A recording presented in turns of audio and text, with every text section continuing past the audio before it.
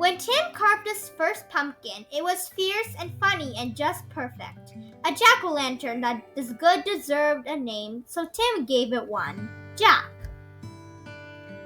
Long after the best trick-or-treat candy was eaten, Tim still kept Jack.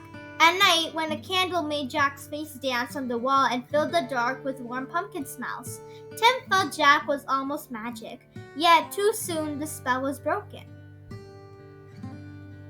"This pumpkin is beginning to rot," announced Mom. "It's time to throw it out." Tim knew it was useless to argue. He carried Jack to the garden, which was filled with the brown ghosts of last summer's plants. A dead garden is better than a trash can, thought Tim. Still, it made him sad to leave Jack outside and alone. Whenever chores or play brought Tim to the garden, he looked at Jack. Every time Jack was different. He became wrinkled and his fierce smile began to look silly. Mold spread over Jack's bright orange skin. As the days turned colder, Jack grew flatter.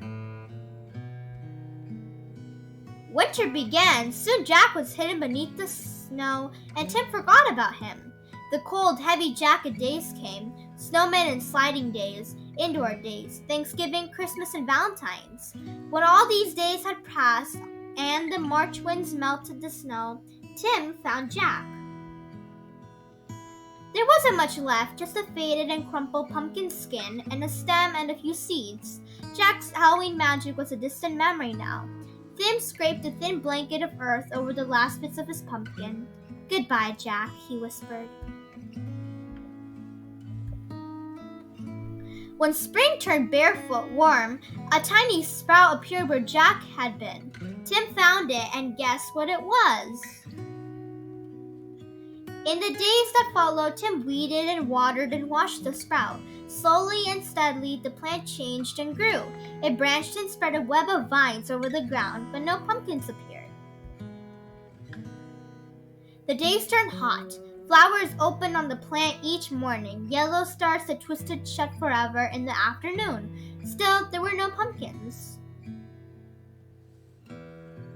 Finally, Tim found a little green ball growing behind a crumpled blossom.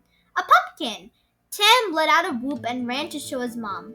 By August, the plant had spilled onto the lawn. Tim's favorite game became pumpkin hunting. He carefully waded among the leaves, searching for green pumpkins like hidden treasures. School began again, and the days cooled. Tim had less time to visit the garden. When he did, the pumpkin plant seemed tired. There were few new leaves, and the old tattered ones no longer hid the fat green pumpkins. Then one October morning, Tim woke to see frost coating the garden. The frozen plant seemed changed into pale blue glass.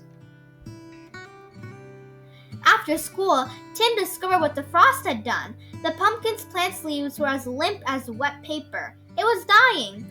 Tim searched among the withered leaves for the unripe pumpkins. He picked them and put them on the front porch, hoping for one more change.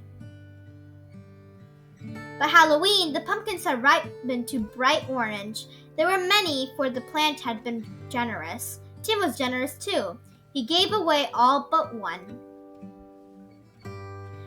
From jack-o'-lanterns to seed to pumpkin again, the circle was almost complete. Now it was time for Tim to do his part. He gave his pumpkin a face. It smiled at him in a fierce and funny way. Tim smiled too and said, "Welcome back, Jack."